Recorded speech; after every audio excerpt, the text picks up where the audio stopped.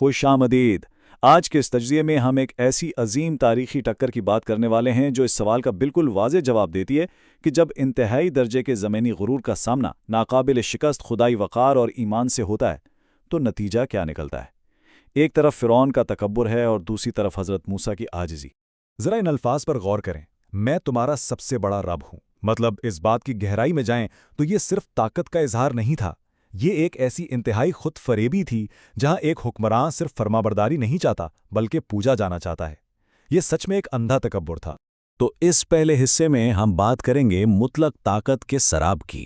آئیے اس دور میں چلتے ہیں جہاں مصر دنیا کی سب سے طاقتور سلطنت مانی جاتی تھی، لیکن یہ عظیم و شان پتھر کے محل اور یہ ساری طاقت، اس کی بنیاد دراصل بنی اسرائیل کی شدید اور دردناک غلامی پر رکھی گئی تھی۔ یہاں ایک بنیادی اصول سمجھنا بہت ضروری ہے۔ جب دل میں تکبر آتا ہے نا تو عقل رخصت ہو جاتی ہے اور پھر وہاں سے صرف بے پناہ ظلم جنم لیتا ہے۔ تاریخی حوالے بتاتے ہیں کہ فرعون کو ایک خواب نے خوفزدہ کر دیا تھا، ایک ایسا خواب جس نے اس کی عقل پہ مکمل پردہ ڈال دیا، اور اس ڈر کا نتیجہ ایک انتہائی ظالمانہ فرمان جس میں بنی اسرائیل کے تمام نوزائیدہ لڑکوں کو قتل کرنے کا حکم دے دیا گیا۔ لیکن پھر کہانی دوسرے حصے کی طرف مڑتی ہے، یعنی خدائی حفاظت کا دریا۔ یہاں سے یہ پورا واقعہ ایک ایسی حیرت انگیز داستان بن جاتا ہے جہاں ظاہری بے بسی ہی دنیا کے سب سے بڑے ظلم کو شکست دینے کا راستہ بن جاتی ہے۔ اب اس موازنے کو دیکھیں، یہ واقعی سوچنے پر مجبور کرتا ہے۔ ایک طرف زمینی ظلم ہے، فرعون جو بچوں کا قتل عام کروا کے اپنی طاقت بچانا چاہتا ہے، اور دوسری طرف کیا ہی کمال کی خدائی حکمت عملی ہے، ایک ماں جس کے دل میں خوف تو ہے لیکن ایمان اس سے کہیں زیادہ بڑا ہے۔ وہ اپنے ننھے بچے کو ایک لکڑی کے صندوق میں ڈال کر دریا کے حوالے کر دیتی ہے۔ یہ طاقت اور پختہ ایمان کا سیدھا ٹکراؤ ہے۔ اور پھر تقدیر کا فیصلہ دیکھیں، فرعون کی اپنی بیوی حضرت آسیہ اس صندوق کو دیکھتی ہیں اور ان کا دل رحم سے بھر جاتا ہے۔ فرعون کا گھمنڈ یہاں بھی دیکھیے، اس نے سوچا یہ چھوٹا سا بچہ میرا کیا بگاڑ لے گا، اور بنا سوچے سمجھے اس بچے کو اپنے ہی شاہی محل میں پلنے کی اجازت دے دی۔ اصل میں اس نے اپنی ہی تباہی کو شاہی محل میں دعوت دے دی تھی۔ اس کے بعد ہم تیسرے حصے میں داخل ہوتے ہیں، جلا وطنی سے نبوت تک کا سفر۔ کہانی میں ایک دم سے نیا موڑ آتا ہے۔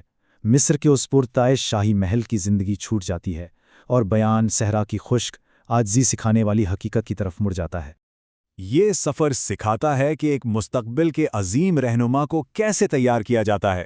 پہلے ایک حادثے کے بعد مصر سے بالکل خالی ہاتھ نکلنا، پھر مدین پہنچ کر بغیر کسی غرض کے 2 خواتین کی مدد کرنا، اور پھر پورے 10 سال تک حضرت شعیب کی بھیڑ بکریاں چرانا۔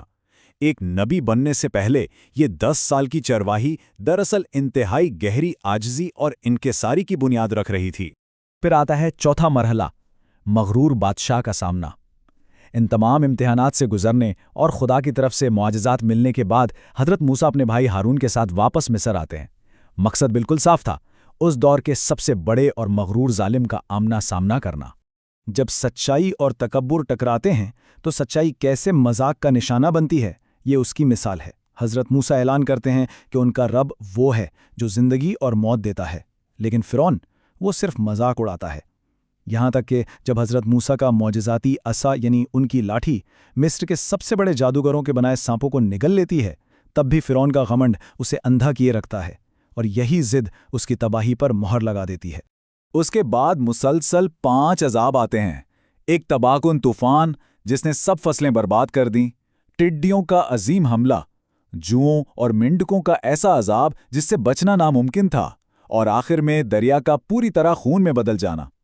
یہ 5 نشانیاں مصر کی جسمانی اور معاشی بنیادوں کو بکھیر کر رکھ دیتی ہیں، لیکن حیرت ہوتی ہے کہ وہ ظالم حکمران اپنی ہٹ دھرمی میں اس سب کو محض جادو کہہ کر ٹال دیتا ہے۔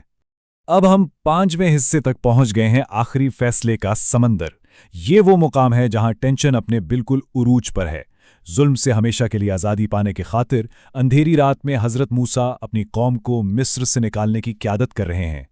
تو سوال یہ پیدا ہوتا ہے کہ جب زمینی طاقت اور خدائی مرضی کا ٹکراؤ ہو تو جیت کس کی ہوتی ہے؟ سامنے گہرا سمندر ہے اور پیچھے موت کا سامان لیے فرعون کی فوج آ رہی ہے۔ بنی اسرائیل بری طرح گھبرا جاتے ہیں، نا امیدی کا شکار ہونے لگتے ہیں، لیکن حضرت موسیٰ اس گھبراہٹ کے درمیان بھی پورے ایمان اور پختگی سے کھڑے رہتے ہیں کہ نجات اب بس ملنے ہی والی ہے۔ اور پھر وہ عظیم لمحہ آتا ہے۔ خدا کے حکم پر عمل کرتے ہوئے وہی ایک عام سی لکڑی کی لاٹھی یعنی عصا زور سے اس خوفناک سمندر کے پانی پر دے ماری جاتی ہے۔ اور نتیجہ کیا نکلتا ہے؟ سمندر خود خدائی حکم کے آگے جھک جاتا ہے۔ پانی کی دو بلند و بالا دیواریں کھڑی ہو جاتی ہیں اور ان کے بیچ میں ایک بالکل خشک راستہ نکل آتا ہے۔ سوچنے کی بات ہے، یہ ایک بالکل ناممکن نظر آنے والا بچاؤ کا راستہ تھا جو ان لوگوں کے لیے کھل گیا جنہوں نے تکبر کے بجائے ایمان اور عاجزی کو اپنا ہمسفر چنا۔ خیر، اس سب کے باوجود فرعون کا رد عمل سنیں۔ وہ اپنے خود ساختہ خدا ہونے کے سراب میں اس قدر اندھا ہو چکا تھا کہ سمندر کو پھٹا ہوا دیکھ کر ڈرنے کے بجائے اس کے ذہن میں آیا، یہ ہم بھی کر سکتے ہیں، اور اس نے اندھا دھند اپنی عظیم و شان فوج کو اس پھٹے ہوئے سمندر کے بیچ اتر جانے کا حکم دے دیا۔ لیکن وقت کا پہیہ اب گھوم چکا تھا۔ جیسے ہی آخری شخص پار ہوا، سمندر کی وہ پانی کی دیواریں واپس آپس میں گر گئیں۔ اپنے آخری اور انتہائی خوفناک لمحات میں فرعون نے سچائی کو ماننے اور ایمان لانے کا اعلان ضرور کیا، مگر یہ احساس آنے میں بہت دیر ہو چکی تھی۔ پانی کی لہروں نے اس کے غمنڈ اور اس کی طاقت دونوں کو ہمیشہ کے لیے ڈبو دیا۔ اگر ہم ان آخری نتائج کو دیکھیں تو یہ واقعہ ثابت کرتا ہے کہ دنیا کی طاقت اور دولت آخرکار تباہ ہو جاتی ہے، جبکہ روحانی سچائی یقیناً آخری فتح حاصل کرتی ہے۔